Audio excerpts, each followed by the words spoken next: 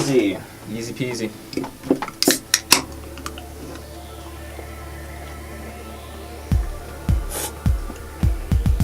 Turn your audio off. My audio is off. It already has been off. It's funny, the color temperature of yours is a little warmer than mine is, I think. I think yours is bluer. I think it is. Oh, it is. Alright, cool. Alright, cool. Want some? Sure. They're hypoallergenic. You know what's funny is for a split second I forgot that wasn't actually food. I'm gonna grab one.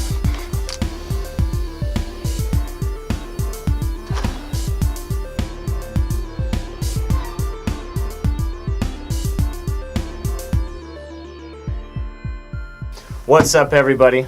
And welcome to this week's episode. I don't even remember what happened. 28. Wow. It's been a while. Yeah, 28. It's been a long while since we started this thing originally. Oh, I thought you were saying since the last one. I was last Saturday. So yeah, welcome to episode 28 of the Death Mountain Podcast. Myself, Joey, Trevor, as per norm. Nothing really new there. Nope. Got a few things on the radar to communicate to you guys today. Bunch of small stuff, a couple kind of significant ones, but there's not much to them. So there's gonna be a lot to cover, but so we'll see if we can get this out quick for you. You don't want to lose your attention. All right, so kick off the show. One of my favorite companies. I don't know about him, but I really like him a lot. Google. We've got some more features coming to the Google Assistant, including manners. Oh yeah. So you can be nice to the Google Assistant now. So you can actually communicate with it on like a more in-depth scale as of now. Oh yeah. So you can have continuous conversations without saying "Hey Google" now. You can actually add a child mode to where they have to say like please and stuff to actually like make the Google respond. So that it trains them to not be really demanding, which is actually kind of cool. I actually kind of like that. And there was a really, really big one called Duplex. And basically what that is it allows Google to make a call for you. So like if you want to set like a haircut appointment, which is what they showed in the demo, you say, hey Google, schedule a haircut appointment for like 12 p.m. And then they'll say making a call for you. And then it'll do it in the background so you can just keep using your phone, and then a notification will pop up saying it got it, or if it wasn't available, it will probably just say it got it for like a different time or ask or something like that. Ask if it'd like to put it at a different time. Yeah. Yeah, that's super weird. And you can actually communicate without you doing the communications. There's a lot from your assistant. There's a lot of controversy about this. A lot of people were talking about if that's even ethical. I was gonna say, in the times of everyone worried about security and Google did say that they will make it say that, hey, I'm a robot calling on your behalf, which kind of makes it not as cool, but and kind of weird. Now that it's actually going to address itself as a robot when it makes the calls, they announced that later. If I get a call from a robot, that'd make one more call than I ever get, anyways. Fair. Actually, one more call that I would actually answer, because I don't answer calls. Same. RIP. Anyways, yeah, so that's Google Duplex for you. The other cool thing is that it used to be like you could ask it a question like, hey Google, who is the 28th president of the United States? Or hey Google, what is this? What is that? What date is this sports event on? Whatever.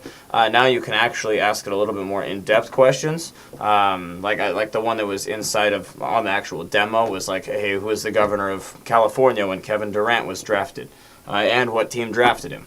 And it actually answers it that Schwarzenegger was the governor. He was drafted by the Seattle Supersonics. It's kind of cool they threw Seattle in there. Hey. RIP Seattle Supersonics. Yeah. But however, it's pretty cool because like he was saying, you don't have to keep saying, hey Google, hey Google, hey Google, or okay Google, which got really difficult to do over and over and over and over again. So yeah, so that's going to be pretty cool, especially in the times of Alexa just being so dominant.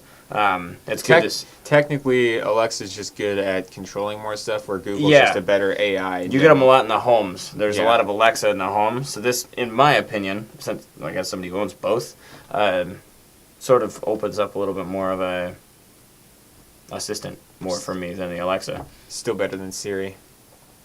And what about Bixby? Bixby's even better than... Okay, maybe not Bixby. Siri is known garbage now, though, so... It's pretty rough. That's the only gripe I have with that HomePod, is that it's Siri. Can you imagine, like, the Google Assistant in that thing? You can't use Spotify on it either. But it sounds awesome. I know. We listen to Kenny G on it. It's awesome. Yeah. Anyways, there's a couple more things that happened in that Google event that I'd touch on really quick before we move on. They talked about Waymo, their self-driving cars, a little bit, and how they're basically going to turn that into like an Uber-style service where you can like call one in and it will pick you up. A driverless car will pick you up and then take you to your destination, and that will be available later this year in That's select gonna be areas. interesting. Again, that's Waymo, which is under Alphabet now. That's the Google self-driving cars. They just have it under a different brand. Then they also talked about Android P a little bit, but the main gist of that is the beta is now available for the Pixel devices and even for the first time some other manufacturers, including Pixel? LG G7 and stuff like that. So that's pretty cool. But Making a Pixel Watch. I just had to get that out there. that's a rumor. They're gonna do Well, it. actually, it's a very, very almost true rumor. That's true, but it's not confirmed. It's not technically confirmed. Android P, though, the thing about it is a lot of it seems a lot like what iOS is on the iPhone 10. It has gestures. It has almost the exact same recent apps menu. So it's just kind of interesting to see where they're taking Android P. They have some other stuff, too, that they're working on, like slices of apps inside of other apps, which is actually kind of cool. So I just feel like Google needs to really embrace their identity and not try to move too much. But at the same time, we all know phones are going completely bezel-less, and the future really is, I guess, gestures. Don't expect a headphone jack. That's about all I have to That say. too. Anyways, that's... That's it from Google. Yeah, that's relevant. Moving on a little bit here. I'm trying to pick it up a little bit here for you guys. Yeah. Steam has a, which is based out of, not Seattle. Where are they at? They're based out of... Is it Bellevue? I don't know. It's It's somewhere in the Seattle area, anyways. somewhere in Western Washington. Essentially, they have this thing called the Steam Link, which actually allows you to play your computer games on a TV remotely, just over your network, which is pretty awesome. It allows you to play any games that you own through your TV without having to actually go sit in front of your computer. Yeah. However, they're adding into their app adding a new app called the Steam Link app to let you stream your games from your PC to a mobile device. Yes. What's cool about this is that it kind of makes it like a PlayStation Vita style experience where basically you could attach a controller. I've seen tons of clips for like especially the DualShock 4 where you can like clip on your phone to your controller. You can do stuff like that and then boom, you have like a full-on controller PC gaming experience, especially for games that are like single-player games or even games like Rocket League and stuff. That could be really like just really cool. Again, I used to use it with the Vita when I had that, and then I sold that off before it died. It's essentially, like you were saying, PlayStation Remote Play. It's essentially what that should have been, Yes. and hopefully this one works pretty well. I'm assuming it will. PlayStation Remote Play worked well, so this That's should true. too. So yeah, I'm really hoping the Steam actually picks this up and just runs with it, because that would be pretty sweet to be able to play like Ark or whatever from your phone. Yeah, and then we're also looking into, because even Remote Play is able to do it over the internet in some cases as well. We're looking into whether Steam will eventually allow like even streaming over like LTE if you have an unlimited plan, or distant Wi-Fi networks. All right. I lost the article. What? There we are. I found it back. We're good. Yeah, Steam has offered Steam Link as a service for some time with support for Steam Link set-top boxes and Samsung Smart TVs. It's the first time that they're making the jump to mobile, which is going to be pretty cool to see what they're going to do with that. Yes. Moving forward, maybe get it on your Pixel or your iPhone 54. Who knows? My actually favorite announcement that we're actually talking about today, personally, is Rage 2. Right. Best part about it is I actually forgot that I even played the first Rage, and then I realized what this was, and I'm super excited. I remember him playing it. I loved that game. I don't know what happened to it. I don't know what Apparently people thought it was subpar, so they just took forever. And then I guess they're still making it. It was a really drawn-on game. I do remember that now that I played it, so. But I'm excited for it. Yeah. Essentially, what's going on is that they're going... So they released a release trailer video for it, announcing that it's going to be coming out, unfortunately, next year. Yep. So we're looking at a 29 released... 29? 29. Year 29 AD. Yeah, we're finally starting to get those 2019 confirmation games. Going to be seeing a lot more of that at E3, too. Yeah. We'll probably see more of this at E3. Hopefully. I sure hope so. I'm actually excited. The cover art looks crazy. I know. It's like a like lot of colors, and it's like Splatoon mixed with abstract. Radical Heights. Interesting. And literally just like Radical Heights and Splatoon, I had a baby and bam, Rage 2.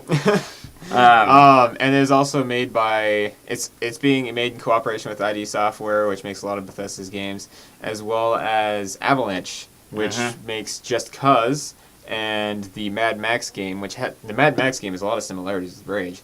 So it's going to be really interesting, especially because Rage didn't really have much of a story anyways, and neither do Just Cause or Mad Max. Well, Mad Max had the Mad Max story. It's just mostly like you just run around and do random quests. Yep, it's a studio that really works with this kind of game that's working in cooperation with the one that made this game originally.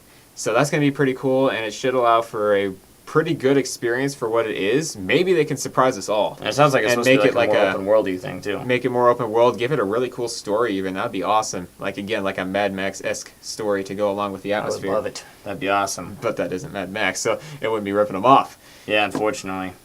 No, it's a good thing. We want more. No, unfortunately. Sorry, I was no, jeez. I was checked out for a sec. Jeez. What's going on? I was reading that it does not yet have a release date, but the trailer is due on May 15th, and I was like, wait a second, that's today. I was like, the game's coming out today? Don't forget, we don't do these live.